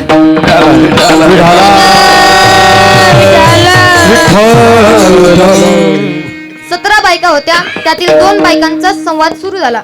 एकीचं नाव विनिता आणि दुसरीचं नाव कद्रू. ह्या दोघींच्या मध्ये संवाद सुरू झाला. काय सुरू झाला? योगेश महाराज, संवाद सुरू झाला. एकीनं प्रश्न केला की बाबा सूर्याचे घोडे किती असतात? सूर्याच्या रथाला घोडे किती असतात? त्यांनी सांगितलं 7 घोडे असतात. किती? 7 घोडे असतात. मग त्या घोड्यांचा रंग काय? आता जी कद्रू होती तिची मुलं म्हणजे साप होते, सर्प होते. आणि जी विनिता होती तिची मुलं म्हणजे वरुण, म्हणजे जे की तो सारथी असतो रथाचा, सूर्याचा रथाचा सारथी असणारा ती वरुण होता. आणि दुसरं गरुड. ह्या 2 पुत्र तिला होते. मग सर्पाची जी आई होती कद्रू, तिने सांगितलं की घोड्याचा रंग निळा आहे. का निळा आहे? कारण ते सर्प आहेत, त्यांना निळच दिसणार. त्यांनी सांगितलं घोड्याचा रंग निळा आहे. पण हिने सांगितलं की बाबा नाही, माझा पुत्र त्याच रथाचा सारथी आहे, त्याने मला सांगितलं की घोड्यांचा रंग पांढरा आहे. ह्या दोघांमध्ये वाद सुरू झाला. तिने सांगितलं हे बघ, जर घोड्यांचा रंग निळा निघाला तर तू माझ्या घरी अखंड पाणी भरायचं, कारण तवाचं पाणी खूप उशिरा मिळायचं. आता बोर असतील तो पाणी खूप लांबून आणावं लागत होतं. पण तिने सांगितलं की बाई अखंड तू पाणी भरायचं जर निळा खरं असला तर. आणि विनिताने सांगितलं की माझ्या जर पुत्राचं खरं असेल आणि जर घोड्याचा रंग पांढरा असेल तर तू माझ्या घरी अखंड पाणी भरायचं. ठीक आहे म्हटल्या. दोघी जणी घरी गेल्या. जी कद्रू होती तिने आपल्या मुलांना, सर्पांना विचारलं की बाबा असा असा प्रसंग घडलाय की तू मला सांगितलं हो की घोड्याचा रंग निळा आहे. तिने सांगितलं आई चुकीचं केलं तू. म्हणे का? अगं आम्ही सर्प आहोत, जे काही दिसेल ते आम्हाला निळच दिसणार, पण त्यांचा रंग पांढराच आहे. आता तुला अखंड पाणी भरावंच लागणार. शेवटी आई होती, आईला राग आला, आता श्रापच देणार. इतक्यात आईने सांगितलं आता तुम्ही माझ्यासाठी काहीतरी करा, तुम्ही माझे पुत्र आहात ना, माझ्यासाठी काहीतरी करा, मला अखंड पाणी भरू नये याच्यासाठी काहीतरी करा. मुलांनी विचार केला आता काय करावं. आईचा श्राप घेण्यापेक्षा काहीतरी केलेलं बरं. मुलं उडत उडत उडत हळूहळू सूर्याच्या रथापर्यंत गेले आणि त्या सगळ्या घोड्यांना चावा घेतला. आणि चावा घेतल्याबरोबर त्यांचा कलर निळा झाला, कारण विष त्यांच्यामध्ये पसरलं ना. आणि पळत ते घरी आले, उडत उडत घरी आले. आणि उडत उडत घरी आल्यानंतर तिला सांगितलं आई पटकन वनिताकडे जा आणि तिला सांग की बघ जाऊन निळा कलर आहे. ही पळत गेली आणि तिला दाखवलं की बघ निळा कलर आहे. तिला वाटलं माझ्या पुत्रानं मला खोटं सांगितलं, माझ्या मुलाने तर मला सांगितलं होतं की पांढरा कलर आहे, पण हे तो निळा कलर दिसतोय. तिने म्हटलं बाई उद्यापासून तुझ्या घरी पाणी भरायला येते. घरी आली, आपल्या पुत्राला उदास होती. पहाटेच्या वेळी आता पाणी भरणार म्हणून घडा घेतला, पाणी भरण्यासाठी नदीवर गेली. एवढ्यात मुलगा पाया पडण्यासाठी दर्शन घेण्यासाठी आईच्या जवळ आला. आईचा चेहरा उदास दिसला. मुलानं सांगितलं आई झालं काय, तू एवढी का उदास दिसते. तिने सगळा काही वृत्तांत घडलेला सांगितला की तू मला खोटं बोललंस, पांढरा कलर होता निळा कलर झाला. मुलाने सांगितलं तुझ्यासोबत छळ घडलेला आहे, त्यांनी काहीतरी वेगळं केलं असेल, परंतु त्या जे काही घोडे आहेत त्याचा कलर पांढराच आहे. एक काम कर, आता ज्यावेळेस सूर्यदेव उठतील त्यावेळेस त्यांच्या अंगातलं सगळं काही विष शोषून घेतील आणि त्यावेळेस तू पहा की त्याचा पांढराच कलर आहे. बाईने सांगितलं आता काही त्याचा फायदा नाही, कारण ज्यावेळेस तिने मला दाखवलं होतं त्यावेळेस तिचा कलर निळा होता. आता याला घेऊन मी काहीच करू शकत नाही. वरुणनं सांगितलं एक काम कर, याच्यामध्ये मी तर तुझी काही मदत करू शकत नाही, तू दुसऱ्या पुत्राकडे जा. कुणाकडे? गरुडाकडे जा, त्याला मदत माग. ठीक आहे म्हटले. आता वरुण तर सारथी होण्यासाठी निघून गेला आणि सूर्यदेवाने सकाळ सकाळी पाहिलं की घोड्यांचा कलर निळा झालेला आहे. त्याने सगळं काही ज्याचं विष आहे ती ओढून घेतलं. ओढल्यानंतर त्या कानापाशी थोडंसं निळं विष राहिलं. आजही तुम्ही पहा की घोडे किती जरी पांढरे शिपट असले तर त्यांचे कान असे असतात आणि मध्ये इथं काहीतरी निळा काळा कलर असतो, पूर्ण पांढरा शुभ्र नसतो. ती तेव्हापासून चालत आलेली रीत आहे. मग हिनं गरुडापाशी गेली, गरुडाला सगळं काही सांगितलं आणि गरुडाने सांगितलं की आता काय करू. गरुडाने सांगितलं की बाई तू जा आणि कद्रू आईपाशी जाऊन तिला विचार की याच्या बदले मी तुला जे म्हणशील ते देऊन टाकेन, परंतु मी तुझ्या घरी पाणी भरू शकत नाही. आता वनिता तिच्याकडे आली आणि आल्यानंतर कद्रूला विचारलं की बाई मला तुझ्या घरी पाणी भरणं होत नाही, तर तुला जे मागायचे ते मागून घे, मी तुला देऊन टाकेन. कद्रू होती फार हुशार, म्हणे गरुडाची आई आपल्याकडे आलेली आहे, वरुणाची आई आपल्याकडे आली आहे की काहीतरी माग, त्यावेळेस आपण काहीतरी विचारपूर्वक मागितला पाहिजे. तिने सांगितलं की मला परम अमृत पाहिजे. काय पाहिजे? परम अमृत. परम अमृत कुणापाशी असतं? महाविष्णूपाशी असतं, ते त्यांच्यासाठी राखून ठेवलेलं असतं. तिने सांगितलं मला परम अमृत पाहिजे, ते आणून दे. ठीक आहे म्हटली. घरी गेली, गरुडाला सांगितलं की मी तिला होकार दिलाय, परम अमृत आणून दे. गरुडानं सांगितलं ते महाविष्णूचं सांभाळून ठेवलेलं अमृत आहे आणि ते अमृत मी तुला कसं आणून देणार, याच्यामध्ये माझा प्राण देखील जाऊ शकतो. तिने सांगितलं आता मला काही सांगू नकोस, ते आणून दे म्हणजे दे. शेवटी जाता जाता म्हटली की बाई तू एक काम कर गरुडा, बाबापाशी जा, बाप तुला जे काही सांगेल ते काही तू करून टाक. ठीक आहे म्हटलं. दर्शन घेण्यासाठी जवळ गेला आणि जवळ गेल्यानंतर बाबांनी सांगितलं, कश्यप ऋषींनी सांगितलं की एक काम कर, जे कसलंही तुझ्या समोर संकट आलं तर तू फक्त नामस्मरण कर, फक्त नारायण नारायण नारायण नारायण जाप कर, कुठलंही नामस्मरण कर पण देवाचंच नामस्मरण कर. ठीक आहे म्हटलं. आता सोबत मुंगसाला घेतलं. जी वनिता होती तिची एक दासी होती, दासीचा पुत्र मुंगस होता.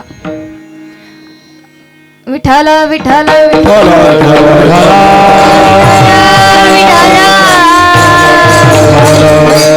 त्याने सांगितलं की ताई टाइम झालाय, जाऊ द्या, पुढं जाणारच आहे, थोडस सावकाश घेते. मग गरुडाच्या सोबत तो मुंगूस गेला. दोघही निघाले. आता जे परम अमृत होतं त्याच्या अगोदर एक चक्र होता. काय? सर्पाचा चक्र होता. मग सर्पाचा चक्र होता, त्याचा दुश्मन कोण? मुंगूस. आणि त्या मुंगसानं त्यांच्यासोबत सगळं काही लढाई केली, युद्ध झालं आणि ते सर्प मेले. आत गरुड गेला आणि जसा त्या परम अमृताला हात लावणार इतक्यात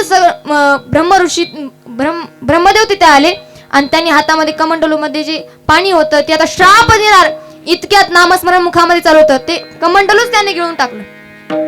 कोण? गरुडाने ब्रह्मदेवाचं कमंडलू गिळून टाकलं. का? मुखामध्ये नामस्मरण चालू आहे. पुढे गेला. आता परत हात लावतोय. ब्रह्मदेव महादेवापाशी गेले. त्यांना सांगितलं, राग आला, क्रोध आला की परम अमृत चोरण्यासाठी कोणतरी आले. हातामध्ये त्रिशूळ होता, फेकलं, तो तेही गिळून घेतला. गरुडाने ते त्रिशूळही गिळून घेतलं. त्यावेळेस ते शांत बसले की बाबा माझ्या देवाचंच ते नामस्मरण करतोय, काय करायचं. युद्धाला ते थांबवले, परत खाली बसले. महाविष्णूपर्यंत ती बातमी गेली. महाविष्णू तिथून उठले. रागामध्ये हातामध्ये सुदर्शन चक्र होतं, ते फेकलं तर त्यांनी ते पण गिळून घेतलं. गरुडाने सुदर्शन चक्र परत गिळून घेतलं. पोटात सगळे काय, कमंडलू आहे, त्रिशूळ आहे, सुदर्शन चक्र आहे, मुखामध्ये नामस्मरण चालू आहे. आणि हे नामस्मरण चालू असताना महाविष्णूने विचार केला की बाबा याला हरवणं खूप कठीण आहे. त्याने सांगितले की हे बघ गरुडा, तुला जे काही पाहिजे तू ते मला मागून घे, मी तुला देईन. पण गरुडाने सांगितलं असं कसं होईल बरं, एक काम करा, तुम्ही सगळेजण माझ्याहून हारलात, मी जिंकलेलो आहे, पण देवा एक काम करा, तुम्हीच मला काहीतरी मागा. एवढा अधिकार झाला बरं का मुखामध्ये नामस्मरण चालू आहे. देवाने सांगितलं बरोबर आहे, एक काम कर, मी तुला 2 अटी घालतोय, ती मला प्राप्त करून दे. ठीक आहे म्हटलं. देवाने सांगितलं तू माझा सारथी व्हायचं. काय व्हायचं? तू माझं वाहन व्हायचं आणि दुसरं मागणं मागितलं माझ्या समोरच राहायचं आणि जे मी सांगितलं तेच करायचं. ठीक आहे म्हटलं. तथास्तु. कोण? गरुडाने महाविष्णूला तथास्तु म्हटलं आणि म्हटल्यानंतर एवढा सगळा प्रकार घडलेला आहे. महाविष्णूने विचारलं एवढं सगळं तू कुणासाठी करतोस? त्याने सांगितलं सगळं काही वृत्तांत सांगितलं, असंच झालं होतं आणि आता मला परम अमृत पाहिजे. ठीक आहे म्हटले, घेऊन जा, परंतु त्याची सुटका करून देखील तूच आणायची, त्याला मिळवायचं पण नाही आणि परत तसंच वापिस आणायचं. ठीक आहे म्हटले. चतुरा तो शिरोमणी, भगवंत खूप चतुर आहेत, त्यांनी सगळं काही प्लॅन बनवून त्याला दिला की असं असं तू जायचं, गवतामध्ये ते कमंडलू ठेवायचं आणि त्यांना सांगायचं की बाबा याला हात कधी लावायचा, आंघोळ करूनच हात लावायचा. ते जे कमंडलू आहे परमामृत ते गवतामध्ये ठेवलं आणि ते सगळे काही सर्प आता हात लावणार. इतक्यात गरुडानं सांगितलं हात लावू नका, याची पण एक आट आहे, आम्ही तुम्हाला परमामृत आणून दिलं पण त्याच्या अगोदर तुम्ही स्नान करून या, तेव्हा आम्ही तुम्हाला हे परमामृत देऊ. ठीक आहे म्हटले. सगळेजण स्नानास निघून गेले. गरुडानं कावळ्यांना बोलवलं आणि कावळ्याला सांगितलं जसे हे समोर आले इतक्यात तू ते कमंडलू उचलून पळून जायचं. ठीक आहे म्हटलं. आणि ती परमामृत उचललं आणि पळून गेला, पण त्याच्यातला थोडा थेंब त्या गवतावर पडला. त्याचं नाव आहे ध्रुवा. त्याच्यावर ते परमामृत पडलं आणि पडल्यानंतर आता सर्पाने ते पाहिलं की आपल्यापासून परमामृत निघून गेलं, परंतु त्याचाही एक थेंब गवतावर पडलेला आहे आणि जसं त्याने त्याला जीभ लावली तसं त्याच्या जीभीचे 2 जिभा झाल्या. त्या गवतामुळे त्याची जीभ फाटली. कोणाची? सर्पाची. आणि त्यावेळेस देवाने त्याला श्राप दिला की बाबा तू एवढं सगळं प्रसंग घडून आणलास, जर तू घोड्यांना चावा घेतला नसता तर एवढं काही घडलं असतं का? घडलंच नसतं. मग तेव्हाच्या काळामध्ये सर्पांना पंख असायचे. देवाने श्राप दिला तुला पंख निघून जातील. आणि जसे गोमेला पाय असतात बघा, अगदी त्याचप्रमाणे सर्पाला देखील पाय होते. देवाने सांगितलं तुझे पाय निघून जातील, कारण तुझ्या पोटामध्ये पोटविळू झाला होता, तुझ्या पोटामध्ये पाप आलं होतं, म्हणून तुला जन्मभर पोटावरच घसरत जावं लागेल. तेव्हापासून सर्प पोटावर घसरत जातात. नागाने देवाचं नामस्मरण केलं म्हणून त्याच्या 2 जिभा झाल्या आणि सर्पाने अमृत पिण्यासाठी ध्रुवाला जीभ लावली म्हणून त्याच्या 2 जिभा झाल्या. सांगायचा मुद्दा एवढाच आहे की देवाने गरुडाकडे मागणं मागावं. देवाने गरुडाकडे मागणं मागावं. कधी मागावं? तर आपल्या मुखामध्ये ज्यावेळेस नामस्मरण येतं त्यावेळेस जगाचा मालक त्याच्याकडे मागणं मागू लागतो. एवढं सगळं घडल्यानंतर परमामृत भेटलं, हे सगळं काही प्रसंग संपला, दृष्टांत संपून गेला, परंतु गरुडाच्या मुखामध्ये फक्त नामस्मरण होतं म्हणून देवाने त्याला मागितलं होतं. त्याला एवढा आशीर्वाद भेटला, देवाच्या तो संगतीत राहिला. अगदी त्याचप्रमाणे नाथ महाराज म्हणतात की माझ्याही मुखामध्ये नामस्मरण असावं आणि संतांची संगत असावी. आणि याच्या पुढे काय सांगतात की वाऊगाची ब्रह्म नको देवा. ब्रह्म कसा? की या देहाला स्वतः मीच मानून घेणं म्हणजेच की ब्रह्म आहे. कोणी जर तुम्हाला विचारलं तुम्ही कोण आहात, त्यावेळेस आपण म्हणतो मी अमुक आहे. कधी? देहाला हात लावून म्हणतो की मी अमुक आहे. म्हणजे या देहाला मी समजणं म्हणजेच की ब्रह्म आहे. नाथ महाराज सांगतात की हा ब्रह्म मला नसू नये, वाऊगाची ब्रह्म नको देवा, हा ब्रह्म मला नको आहे. आता पुढे काय सांगतात की बाबा माझे पाय तीर्थयात्रेला जावेत. कुठे जावेत? तीर्थयात्रेला जावेत. आणि माझ्या मुखामध्ये नामस्मरण असावं. तेच नामस्मरण आपल्याला घ्यायचंय. दोन्ही हात वरी करा. विठोबा रखुमाई, विठोबा रखुमाई, विठोबा रखुमाई, विठोबा रखुमाई, विठोबा रखुमाई, विठोबा रखुमाई, विठोबा रखुमाई, विठोबा रखुमाई, विठोबा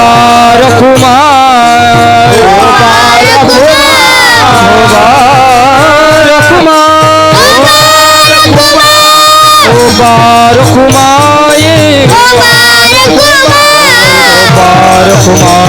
विठोबा रखुमाई,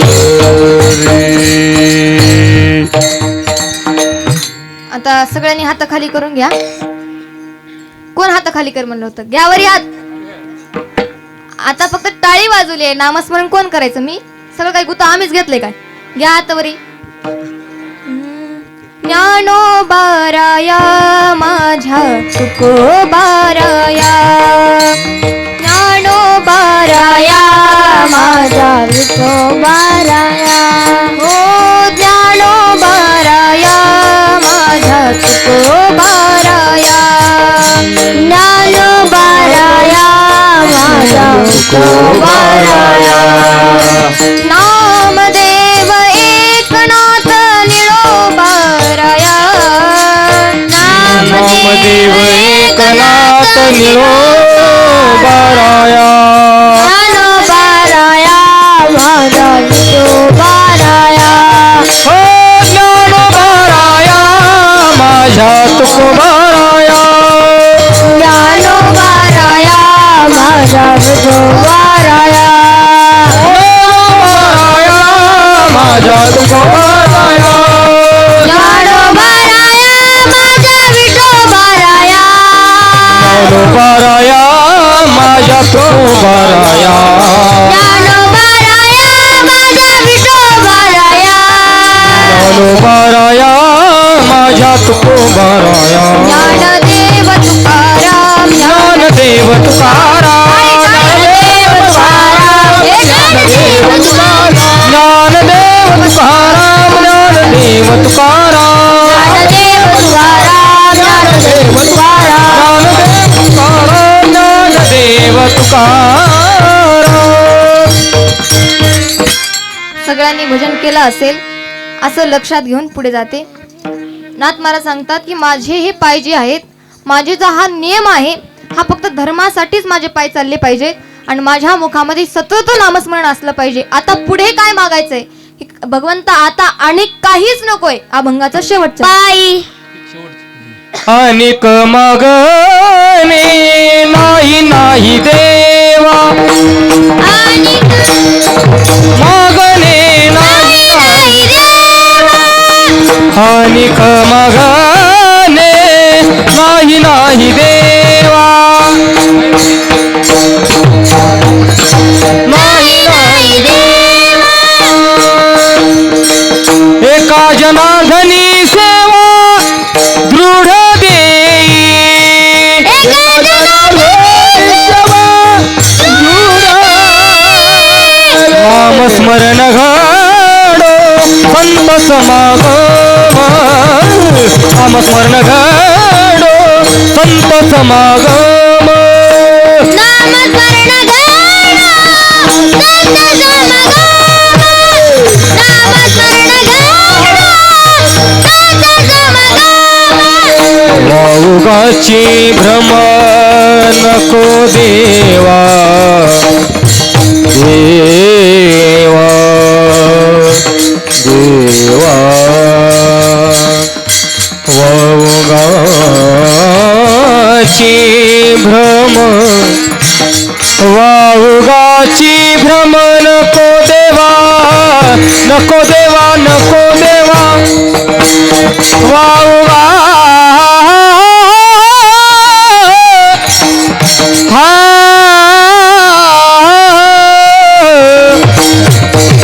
वाऊगाची भ्रम नको देवा वाऊगाची भ्रम नको देवा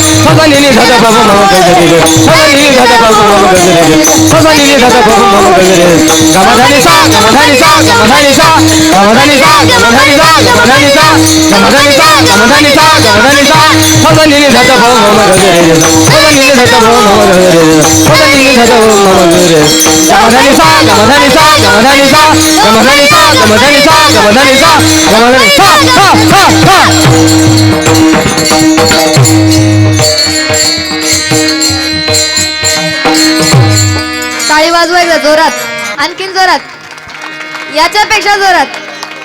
खूप छान. हा, तुमच्या टाळीची साथ असेल तर या कलाकारांना देखील जोश येतो म्हणण्यासाठी. थंडीत आवाज अगोदर चलतच नव्हता, माझं तर असं लटलट लटलट करत होता. पण तरीही आता तुमच्या समोर थांबायचंय म्हणून थांबले, इथपर्यंत यायचं म्हणून आले, कारण ही चक्र कसं फिरून फिरून तिथंच आणत असं. नको वाटलं तरी जे घडायचं असतं ते घडून जातं. अगदी तुमच्या समोर हे कीर्तन मांडायचं होतं, मला पूर्ण चिंतन करायचं होतं म्हणून इथपर्यंत पोहोचले. आणि तुम्ही देखील खूप टाळीची साथ दिलात बरं का. एक देखील जांभळी दिली नाही आणि एक देखील डुकली घेतली नाही. आता ज्यांनी घेतली त्यांना पण खूप खूप धन्यवाद.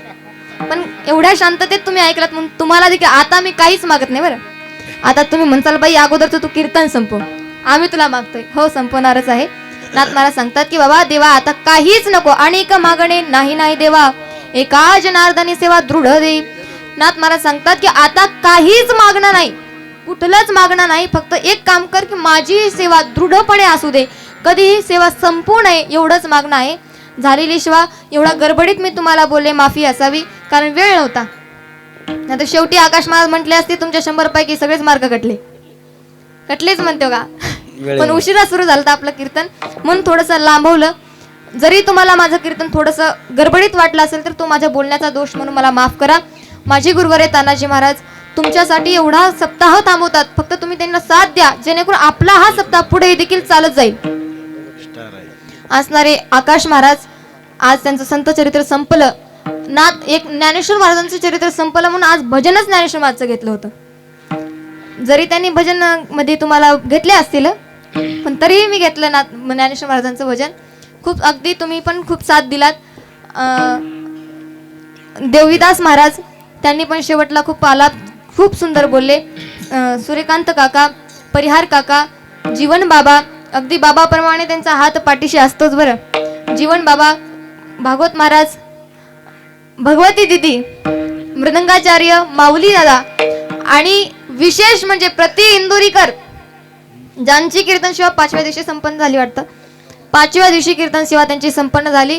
असणारे योगेश महाराज, विनेकरी काका, पांडुरंग काका, इकडले आजोबा, हे तुम्ही सगळेजण थंडीत तिथे येऊन बसला. जे आले त्यांना खूप खूप धन्यवाद, ज्यांनी आले नाहीत त्यांनाही खूप खूप धन्यवाद. पुढे बसलेले देव, मागे बसलेले महादेव, मंडपाच्या बाहेर तर कोणीच थांबलं नाही. म्हणजे घरी झोपे गेल्यात ते भद्रा मारुती यांच्या सर्वांच्या चरणी सेवा समर्पित करते आणि अभंगाला विसावा देते. जर कोणाचं नाव विसरून राहिलं असेल तो माझ्या बुद्धीचा दोष म्हणून मला माफ करा. ज्ञानेश्वर माऊली ज्ञानराज माऊली तुकाराम, ज्ञानेश्वर माऊली ज्ञानराज माऊली, ज्ञानेश्वर माऊली ज्ञानराज माऊली, ज्ञानेश्वर माऊली ज्ञानराज तुकाराम तुकाराम तुकाराम तुकाराम तुकाराम तुकाराम तुकाराम.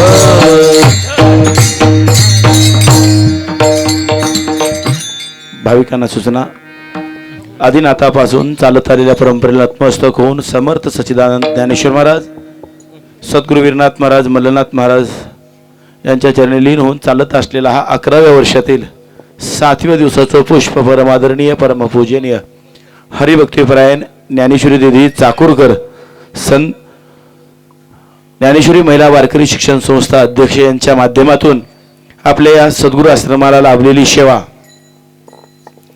अत्यंत मधुर रसाळवाणीतून सांगण्याचा आठास आणि तुम्ही दिलेलं प्रेम बघता बघता आपल्या या संस्थांचे 11 वर्ष संपन्न झालेच आहेत. आणि का झाले आहेत ते उद्या काल्याला संपन्न होतील. त्यामुळे तुम्हाला जास्त काही बोलणार नाही. उद्या सकाळी ठीक 9 वाजता आपल्या समर्थ मालकांची पालखी ग्रामदैवत हनुमंतरायाच्या ठिकाणी येणार आहे. म्हणून भाविकांनी, महिला मंडळ असतील, प्रत्येक आपला जो गुरुभक्त आहे जेणे विठ्ठल मात्रा घ्यावी त्याने पथ्य सांभाळावी. जे कोणी माझे मायबाप असतील, जे आपले असणारे शिष्य असतील, त्यांना विनंती आहे, किंवा गुरुभक्त असतील, निष्ठावंत जो वारकरी आहे, साधक आहे, अशासाठी समर्थ ज्ञानेश्वर महाराजांच्या पालखीच्या या सोहळ्यामध्ये उपस्थित राहायचं आहे. दुसरी महत्त्वाची गोष्ट की आपल्या समर्थ ज्ञानेश्वर महाराजांच्या मंदिराचं काम शिखरापर्यंत चालूच आहे. ज्या भाविकांना यथाशक्ती दान पुण्य करता येत असेल अशाने समर्थ मालकाच्या मंदिराला मदत करावी. दुसरी गोष्ट, पुढच्या वर्षी कलशारोहण व मूर्ती स्थापना होणारी आहे. मंदिरामध्ये समर्थ ज्ञानेश्वर महाराजांची मूर्ती आणि पांडुरंग परमात्म्याची मूर्ती स्थापन होणार आहे. म्हणून भाविकांना ज्या कुणाला मूर्ती देण्याची इच्छा असेल, समर्थ ज्ञानेश्वर महाराजांच्या मूर्तीसाठी सहकार्य करण्याची इच्छा असेल, अशाने सहकार्य करावं. दुसरी गोष्ट अशी आहे की आपण मला आल्यापासून, आपल्या परिसरात अनवळपणा केल्यापासून तुम्ही उदार अंतकराने एक भावाला असणारा सांभाळण्याचा प्रयत्न केला. माझ्या जे काही माता भगिनी असतील त्यांनी, की हा सप्ताह टिकवण्यासाठी आजीवन म्हणून आपण काही महिला उपस्थित होत्या, का आणखीन पण असणारा प्रयत्न करा की जेणेकरून हा सत्संग आपल्यासोबत नेणारी शिदुरी आहे. कृष्ण परमात्म्याला आपला पदर फाडून फक्त चिंधी दिली होती, तर त्याच्या असणाऱ्या प्रत्यार्थ त्या ऋणाबंधनात कृष्ण परमात्म्याने स्वतः वस्त्रहरण करताना वस्त्रपय झाला. याच न्यायाप्रमाणे आपण या संस्थांशी धागा जोडावा, अविरत ही सेवा तुमच्याकडून घडावी. आजपर्यंत आम्ही सांगत असताना जवळपास 100पेक्षा अधिक महिला होत्या. त्यापैकी 25 महिलांचे नाव आमच्याकडे आलेले आहेत. आणि जो कोणी भक्त म्हणत असेल की महाराजांनी हा अन्याय केला असेल, पण जेणेकरून आमच्याकडून अन्याय होणारच नाही. केवळ असणारा ताईनं सांगितले, संताकडे घ्यायची गरज नाही, गातीला दुकान देती आले त्याशी दान. म्हणून हे देण्याचं दुकान असल्यामुळे आपण निश्चितपणे घेशी तेव्हा दिशी यांचा असशी उदार अंतकरणाने आपण या सत्कर्माला सहकार्य करावं. आणि येणाऱ्या भविष्यातला असणारा काळ, येणाऱ्या 2026 मध्ये समर्थ ज्ञानेश्वर महाराजांचा हा सोहळा, आपण किती भाग्यवान आहात. आज समर्थ ज्ञानेश्वर महाराजांची असणाऱ्या मंदिराचं शिखराचं काम पूर्णत्वाला चाललेलं आहे. दुसरी गोष्ट, महाराजांनी सांगितली की 9व्या अध्यायातला आनंद तुम्ही लुटत जा. समर्थ ज्ञानेश्वर महाराजांच्या जन्मोत्सवातली असणारी मधुर रसाळवाणीतील कथा हरिभक्तीपरायण आकाश महाराज गंगाखेड यांनी खूप असणाऱ्या अट्ठासाने अंतकरणातून असणारा एक उत्रोत भाव प्रगट करून ज्ञानोबरायांची मूर्ती आपल्या जेणेकरून हृदयात ठसावी, हा न्याय देण्याचा प्रयत्न केलेला आहे. म्हणून आपल्याला सतत महाराजांचं दर्शन व्हावं, हाच ध्यास डोळ्यापुढे ठेवलेला असल्यामुळे भाविकांनी या मंदिराला तना मनाधराने सहकार्य करावं. लहानमुखी मोठा आगास ताईनं दिलेला एक छोटासा शब्द तुमच्यापुढे सांगून जातो. ताई म्हणतात, समाज का जमत नाही, प्रसाद नाही का, एक त्यांचं म्हणणं आहे. जवळपास ताईने बघितलेला आहे. हा खूप ती लहान असताना सप्ताह झाला त्यावेळेस तुम्हाला माहिती आहे, हे सगळा मंडप अन्नदानामध्ये आतुरतेने वाट पाहत होता. वाटेने जाणारा वाटसरू सुद्धा या प्रसादाची आस करत होता. म्हणून भाविकांनो, तुम्हाला विनंती आहे, आपल्या अंतःकरणातले मतभेद काढून टाका, आणि जेणेकरून या सप्त्यामध्ये वाटणं जाणाऱ्या वाटसरूला देणे को अन्नदान, लेणे को हरिनाम, तरणे को लिंता, डुबणे को अभिमान, या न्यायाप्रमाणे आपण अन्नदानाचा आठास ठेवा. प्रत्येक घरात असणारा राशींचे गहू असतील, राशींचे तांदूळ असतील, आपण तो प्रसाद इथं केला पाहिजे. म्हणून भाविकांना विनंती आहे, आपण म्हणायचं नाही मी या गावचा आहे, फलाण्या गावचा आहे, मंदिर माझं नाही, हे मंदिर सगळ्यांचं आहे. सद्गुरू सारिका आस्था पाठी राखा, इतराच्या लेखा कोण करी. समर्थ मालकांचं असणारं हे मंदिर, मालकांचा आशीर्वाद सगळ्यांसाठी आहे. म्हणून प्रत्येकाने या सप्त्यामध्ये अन्नदानाचे दाते बना. आपल्या या सप्त्याचा तपकृती सोहळा येणाऱ्या 12व्या वर्षातला सोहळा मूर्ती स्थापनेने होत आहे. म्हणून येणाऱ्या सप्त्यापासून आमचा हा अट्टास आहे की पुढील सप्त्यामधले असणारे जे काही नियोजित कार्यक्रम असतील त्यामध्ये तुम्ही सहकार्य कराल किंवा नाही कराल, पण आम्ही अखंड अन्नदान ठेवण्याचा प्रयत्न आमचा चालू आहे. म्हणून भाविकांनी अन्नदानामध्ये मदत करावी. ज्यांनी कोणी मदत केली असतील त्यांच्यासाठी सद्गुरुनाथांचे असणारे पुनश्च एकदा आशीर्वाद देतो. आणि पुन्हा एकदा विनंती करतो, उद्या आपल्या इथं आपल्या चलबुर्गेकरांचं एक भाग्य आहे. आजी देतो पोट भरी, पुरे मनाल तो वरी. आपण 11 वर्ष पुरीचं जेवण केले. माता भगिनींना कमी असतील जास्त असतील, ज्याच्या दैवात आहे, ज्यांच्या भाग्यात आहे, त्यांना हे मिळणारच आहे. म्हणून उद्या महिलांनी आम्हाला स्वयंपाकाला सहकार्य करायचं आहे. उद्या पुरीचं जेवण आहे. हे बघा, आपल्या एक वैष्णव, आम्ही मोठ्याचं असणारं दातृत्व केले, मोठ्याने आमच्यावर आशीर्वाद दिला. आम्ही ज्यावेळेस असणारा हा पताका घेऊन इथं आलो त्यावेळेस एका संतांचं दर्शन आम्ही केले. तुमच्या गावात असून ओळखता आला नाही. परम आदरणीय परमपूजनीय असणारे आभा, तुम्ही आभाचं काय नाव मला माहिती नाही, आभा तोर, खूप रसा शिवी तो हा रस वाटी तो अनेका. एक हृदयस्पर्शी असणारा रस ते पाजवायचे आणि म्हणायचे, बाबा किती तुम्ही उघड्या जागेत आला, तो काय अरण्यामध्ये येऊन बसलात, बारके बारके लेकरं घेऊन बसलात, पण माझ्याकडे येत जा, मी तुमच्या लेकराला रस पाजवत जाईन. तो माणूस आता थकला. ज्यावेळेस माझी पालखी तुमच्या गावात आली, त्या माणसाला माझ्या पालखीकडे पाहावं वाटत होतं. हे दर्शन घेण्यासाठी हे मस्तक महाराजांच्या मस्तक पायावर ठेवा वाटत होतं, पण आपले हातपाय थकले की तो माणूस येऊ शकणार नाही. पण तुमचं हृदय जर तुम्ही मोठं केलात तर निश्चितपणे महाराजांची कृपा आपल्या घरापर्यंत पोहोचणारी असल्यामुळे आपण तना मनाधनाने मोठ्या अंतकराने जिव्हाळ्याने या आपल्या संस्थानाला सांभाळायचं आहे. हे केवळ मेवा तुमच्यासाठी आहे. तानाजी महाराज मंदिर घेऊन जाणार नाहीत, हे माझी ग्वाही असेल.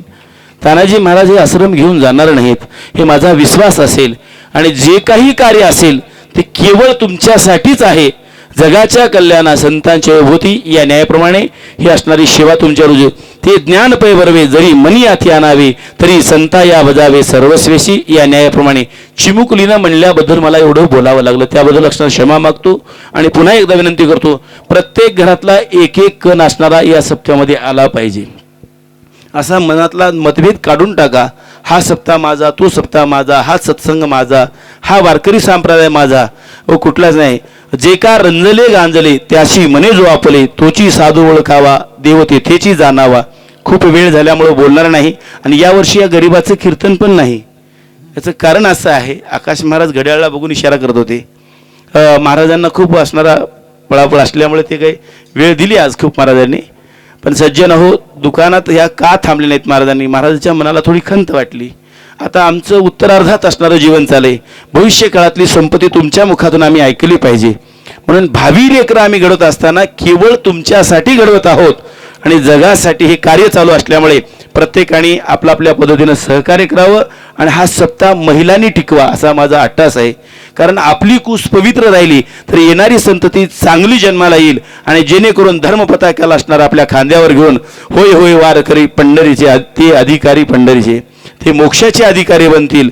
म्हणून भाविकांना विनंती आहे, या सप्त्यामध्ये सत्संगामध्ये सद्गुरू समर्थांच्या मंदिरामध्ये आपला प्रत्येकाचा असणारा, महाराजांनी सांगितले दुपारी बोलताना, आम्ही मंदिर बांधण्यासाठी कमी नाहीत. सज्जन हो, 25,000 वारकरी मी घडवले. टाळकरी, वारकरी, मृदंगवादक, गायक, भागवताचार्य, विष्णुपुराण, हे आकाश महाराज विष्णू महापुराण सांगतात. मग आता तुम्ही प्रदीप मिश्राची कथा ऐकायचा, 10 लाख, 20 लाख, 50 लाख, 1 कोटीपर्यंत खर्च आहे. अशी रत्न आम्ही घडवली सज्जन हो. हे म्हणतात महाराज आम्ही मंदिर बांधलं असतो, पण तुमच्या असणाऱ्या जीवनातला 1 रुपया जरी या मंदिराला लागला असेल तर हे मंदिर तुमचं होणार आहे. प्रत्येकाला असं वाटलं पाहिजे की हे मंदिर आमचं आहे. म्हणून या मंदिराचा संकल्प तुमच्यामुळे संपन्न होणार असल्यामुळे प्रत्येकाने सक्रिय भाग घ्यावा. पुढील वर्षाची नोंद डोळ्यापुढे ठेवा. पांडुरंगाची मूर्ती देण्यासाठी ज्याला काही सहकार्य करता येतं असेल अशाने सहकार्य करावं. आम्ही मूर्तीचं नियोजन केलेलं आहे, कळसाचंही आम्ही नियोजन केलेलं आहे. पण तुम्हाला वाटू नये की महाराजांनी आमच्यापासून पोहोचले नाहीत.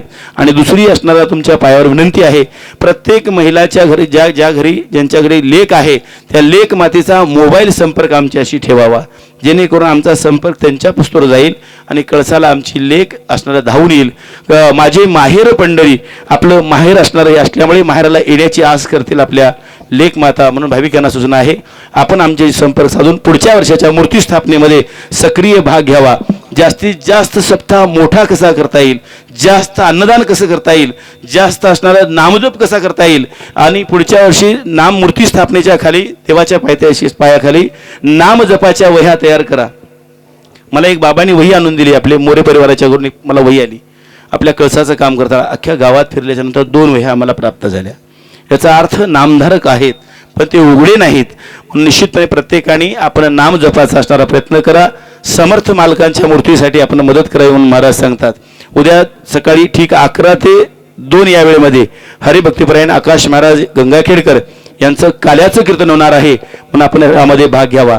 आणखीन कोणी महिला राहिल्या असतील त्यांनी उद्यापर्यंत असणारं या संस्थांशी येण्याचा प्रयत्न करा. आपलं नाव रुजू झालं पाहिजे. आपलं नाव कुठेही लिहिण्यापेक्षा निश्चितपणे समर्थ मालकाचे असणारे या सप्त्यामध्ये कायमस्वरूपी आम्ही निधी जास्त घेतलेली नाही, केवळ 1100 रुपयाच्या निधीमध्ये असणारा हा सप्ताह आम्ही चालवत आहोत.